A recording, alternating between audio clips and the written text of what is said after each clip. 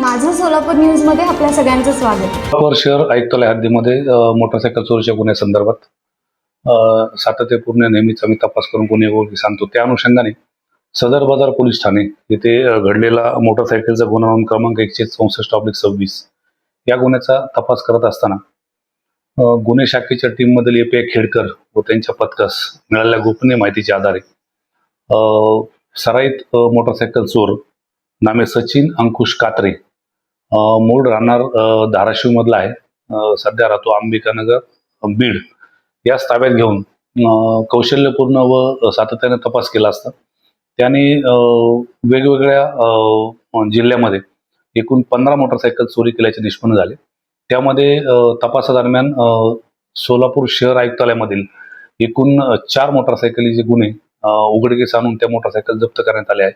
त्याचप्रमाणे अहिल्यानगर जिल्ह्यातील 3 मोटरसायकल गुन्हे, बीड जिल्ह्यातील 3, त्याच्यानंतर लातूर जिल्ह्यातील 1 आणि जालना जिल्ह्यातील 2, धाराशिव जिल्ह्यातील 1 असे एकूण 14 गुन्हे उघडकीस आणून अजून एक अननोन मोटरसायकल त्याच्याकडून जप्त करण्यात आले आहे। असे एकूण 15 मोटरसायकलचे गुन्हे आम्ही उघडकीस आणलेले आहेत आणि एकूण 4,45,000 किमतीचा हा मुद्देमाल हस्तगत करण्यात आलेला आहे।